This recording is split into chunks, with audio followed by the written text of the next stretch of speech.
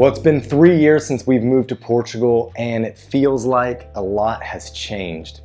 We're going to discuss some of the things that we have noticed that have impacted our life the most to give you an indication of how your journey here in Portugal might evolve as you spend more time living in the country. I'm Kalie. And I'm Josh, and this is Expats Everywhere, the channel that brings you information about Portugal and the world. So it seems like the biggest thing that has impacted people's lives, including ours, has been the cost of living.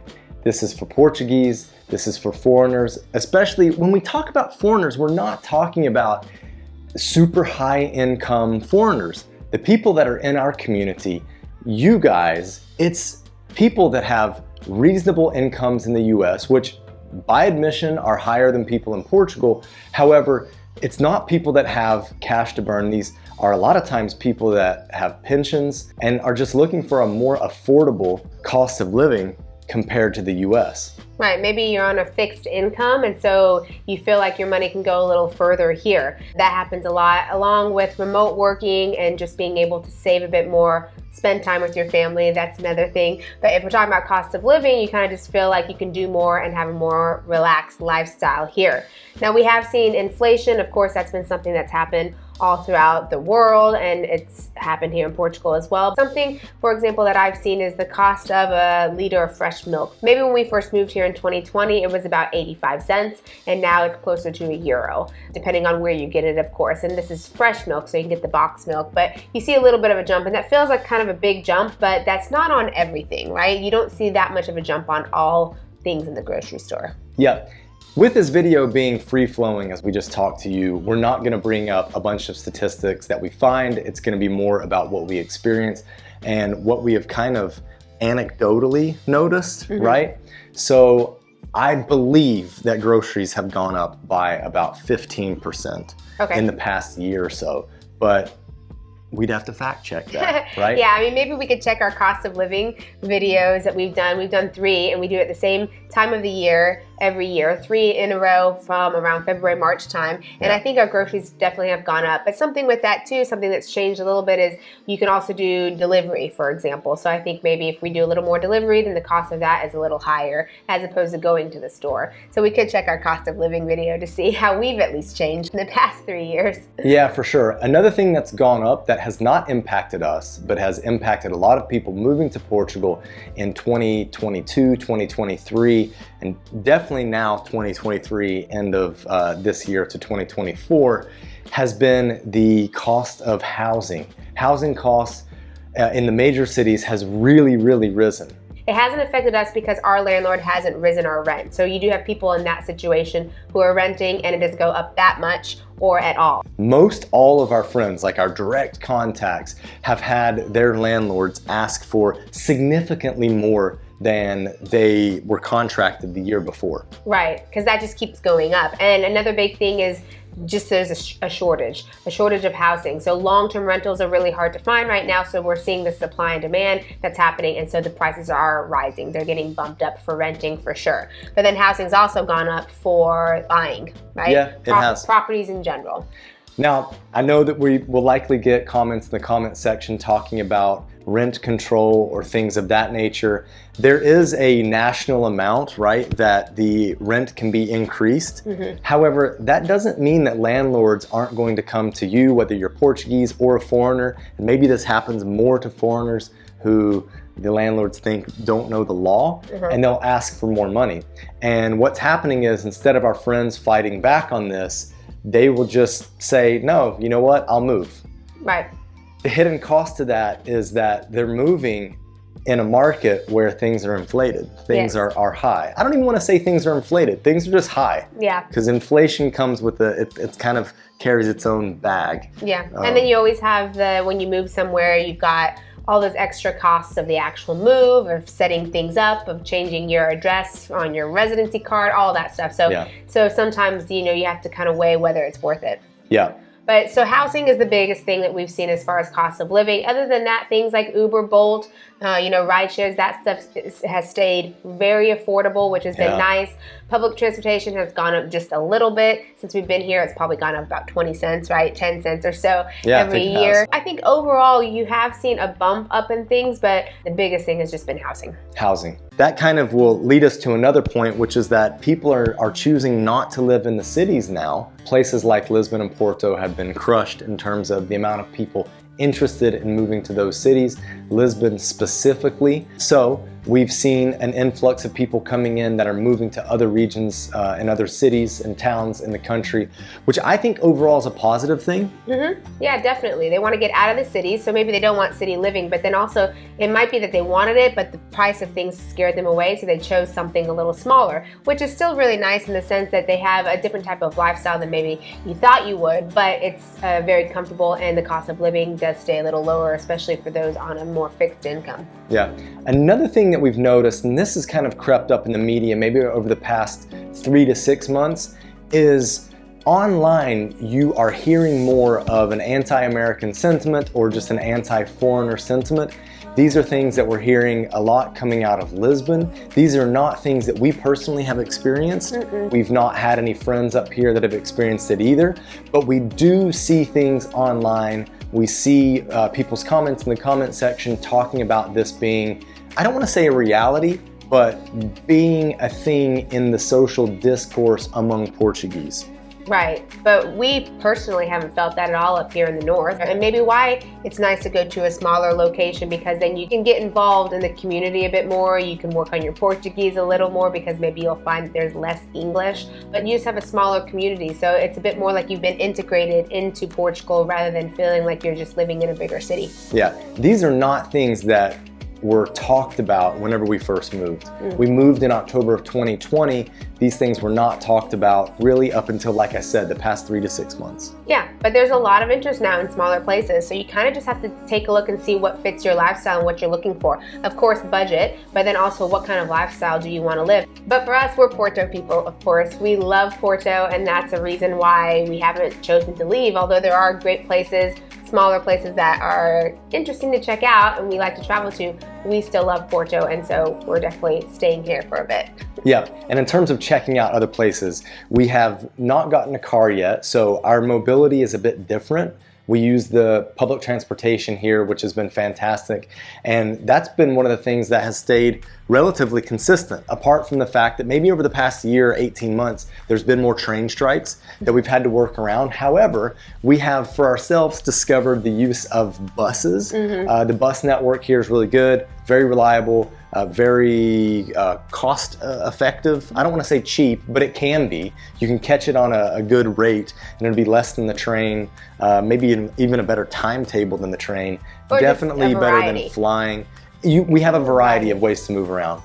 Getting a car is a tricky one for us because there's expenses that are added to getting a car.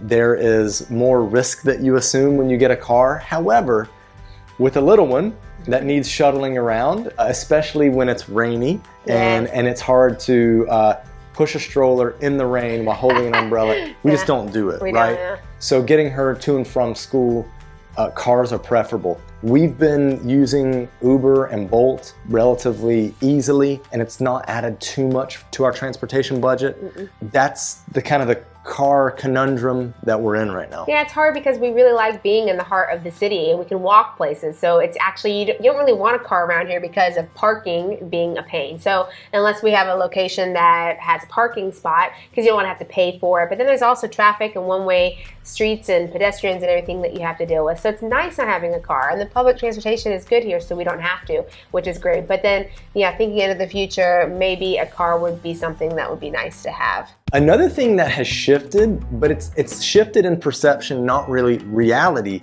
has been the fact that Portugal has not grown that much in popularity among foreigners in the past 3 years. And it's not also decreased in popularity in the past 3 years. Now granted, this is right around the time when NHR is being announced to be canceled. So let's see how that affects things. Stay tuned to our year 4 video. But I think when I jumped on Google Trends to figure out what was actually going on with people searching for information about Portugal, what I found is that there was a bit of a rise in 2021, but that rise was everywhere. If you search living in Spain, living in Portugal, living in Germany, living in France, living in the UK, all of those places saw an uptick, right? People were remote working more. So at least that's what I think. People were remote working more, and therefore they saw the opportunity to move abroad, which is totally cool. We get it. And I think that's what they decided to do. And along with that peak, everyone else peaked. And along with that tailing off, everyone else tailed off. So it's not as if like, Portugal's the hot country. Yeah. Like, I think that that's a fallacy that I'm just learning about, because we're in a bubble. We're in this kind of like living in Portugal bubble a bit among our friends and among our network. Yeah. Well, and I think media just makes it seem like there's this massive flood of foreigners, Americans, you know, coming to Portugal. But like you said, it's mainly just people are moving around everywhere. And it's not necessarily that Portugal is like the highest or just blowing away Spain and other locations. Yeah. So that's true. But media, you know. And these are Google trends that I've looked specifically for the United States. Okay. Right. I did not look worldwide to see what that shift was. But I'm guessing, based on just data that I've looked up in the past, not for this video, this is very much off the cuff, Portuguese speakers are interested in moving to Portugal. And Spanish speakers are interested in moving to Spain. Makes Stands sense. to reason, right? Yeah. There's been more of an interest among the Spanish speakers moving to Spain than the Portuguese to Portugal, Portuguese speakers to Portugal. Right. So something that you mentioned when we were talking about that was the NHR, but then also like with that, there have been a lot of changes that we've seen in the past 3 years in Portugal. Oh, yes. Some good, some not so good. So it's just a lot of change in what feels like a short time. I mean, I can't believe it's already been 3 years, but like it's a relatively short time when you think about big policies changing. And we've seen a lot of big policies change. Just in the past 18 months, but even going back, the first NHR change that we noticed was in our first year, right? And I believe that was when pensions got taxed to 10%. It was 0, and then it became 10%. And then now, obviously, we've discussed that shifting. But that was the main thing I remember seeing happen. And then the next one was the golden visa. The golden that was visa. Soon after. Then the D7 splitting and becoming a D7 and a D8, or digital nomad visa. And then kind of wrapped up in this would be some of the restrictions on alojamento locales, which I think was intended to curb the real estate prices and also the disruption to neighborhoods, especially in places like Lisbon and Porto, where traditional neighborhoods were becoming overrun with tourists. Short-term rentals is what, they were being licensed for short-term rentals, and it was just getting to be too much. So that changed, and there was a lot in the housing actually with a lot in housing, and there needed to be. I don't know if the policies are correct. It's working. I mean, we'll see. But it was all of this change that felt like it was happening at once, and honestly, for me, legitimately, I feel some instability. Yeah. It's like, to me, I'm like, what is next? Yeah, it seems like there's just always something. And then it first starts as like what seems like a rumor, or there's talking, and then all of a sudden it's like, is this happening? Is this not happening? Is the president vetoing something? Or are they pushing this through? And so there's also, with the instability, there's like uncertainty as well. Like what's actually happening? Is this going through? Is this not? And sometimes it's also hard to find stuff in English on this, or stuff that's really detailed in English. Yeah. There are some journals and newspapers that put stuff out in English, but they tend to be shortened version of things, and then you can go to the Portuguese side of things. But yeah, just a lot of uncertainty and unknown, which makes it a little scary, I think, to move somewhere, especially if it's your first time moving, right? You're moving to a place that you think you've been like researching for a bit, and then all of a sudden you see all these changes. So that can be a little unsettling too. Yeah, I think between the cost of living and that aspect, those have been two negatives that have been a bit of weight. Yeah. Burden is a strong word, but a bit of weight on me. But I think for us, because we have been here for 3 years already, some stuff's just not affecting us, or we're grandfathered in certain areas. Right. So while it doesn't feel as much of a burden to me, like because it's happening to us, like that's actually happening to us, the uncertainty thing is kind of, not nice. But then because we're in the sphere of trying to help people and explain how to do things, you have this like, well, it was this, but now it's this. And so that's tough as well. But I haven't felt much of a burden, just because it doesn't seem to be directly affecting us. Yeah. Okay, fair enough. Yeah. But you feel a burden. I do. Yeah. I do. It's irrational. Well, it's and irrational. it's like what could like happen next, I guess. But that's the thing, and there is laws or in the Portuguese constitution, yeah, they can't like do a bait and switch, I guess. Okay. At least that's what I've been told. Okay, So, well, let's talk about something a little more positive, which I've liked in the past couple of years, is meeting more Portuguese people. Yeah, I was gonna say friends, Portuguese friends. Yeah. It has been a real breath of fresh air to, get out of the kind of 2020, 2021 COVID funk, get our daughter into a school, start meeting Portuguese families that are at the school, and just other Portuguese people that are opening up their doors and their lives to us. That's been cool. Yeah, I think it was difficult the first year probably we were here because of all the restrictions, what you could and couldn't do outside in restaurants, things like that. And so not as many people were out, the scare of having people over was something. So it was hard to meet Portuguese. And obviously the same thing, like anywhere you go, a Portuguese person might be having their normal 9-to-5 type job. So you can't necessarily grab a coffee with them late morning or a lunch. So sometimes that's a little harder to connect with people because we're not in the scene where we're out much, in the evenings because of having a daughter. But the cool thing is once stuff started opening and then we got her into school, you meet people who are in the same stage of life as you. So you figure out, okay, what playground are we going to today? So it's worked out really well for us. So it has been so nice meeting more Portuguese people. And then it snowballs, right? You meet a couple and then they introduce you to their friends and then their friends have you over and then you go to someone's mom's house. I mean, there's always something. So it's been a lot of fun meeting more Portuguese people. Yeah, for sure. We've also met some people that have Portuguese ancestry that have come back to Portugal. So maybe they grew up abroad or their parents were Portuguese, now they've moved back. So they kind of have a cool mix of being a foreigner and being a local at the same time. It's been neat meeting those because I think they have some of the most interesting perspectives. They have a worldly or an outside Portugal perspective while still understanding the culture better than we do. Well, sure, because it's like they grew up in that culture, but they grew up in that culture from their parents outside of actual Portugal. So now they come back here and I think they find some familiarity because of the culture, but still a little different because you've done it from abroad. So yeah, so that has been really interesting. Fascinating. So, speaking about meeting Portuguese people, a lot of them speak English, which helps us. So just speaking about Portuguese language. So it's been 3 years. 3 years. Josh has gotten much better than me. It's a hard language. I still think it's a hard language. I know that we have a few videos of me fumbling through the language and doing different challenges. Kalie has gotten so much better, guys. Oh, that's so nice of you to say. But notice it's always me on camera doing that because I'm the one who had a long way to go. Josh has done really well, I think, with the language, but it's hard. It's a hard language. Yeah, I don't like to say it's hard because I think that shifts things and puts like Portuguese language in a dominant position over our mindsets. I don't mean to sound crazy there. It does sound a little weird. I think it's difficult. But like statistically, analytically, it's not actually that difficult of a language compared to other languages that English speakers could be learning. Sure, I mean there's a lot of similarities. Google it. Okay, so one thing that has become a common question is when we go for citizenship, are we going to take a class? So what you can do is you can take a class and then you get a certificate. You pass the quizzes and tests there. You have to be in attendance and you get a certificate rather than having to take an actual test for citizenship. Or when you apply for citizenship, you can take a test. I feel like I get like test anxiety, so I'm like, maybe we should take a class. But the thing that's tough is like it's a really big time commitment with having to take a class.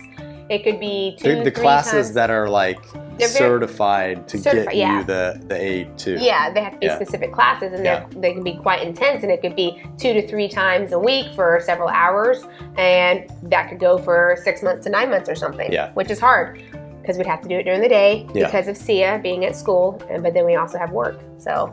Yes. I don't know, but then it's like the test anxiety inside me. I'm like, I don't know, could I pass a test? Yeah, I would actually like to know what you would do if you're interested in going the citizenship route. Would you do a class? Yeah. Or would you do just straight to the test? What would you do in terms of your choice, your preference? Since we told you one of the biggest changes that we have noticed, we want you to see it for yourself in this video right here. This is the cost of living video that we do every year around the same time. Check it out to see what cost of living in Portugal is like right now. Now let's get moving. Bye. Bye.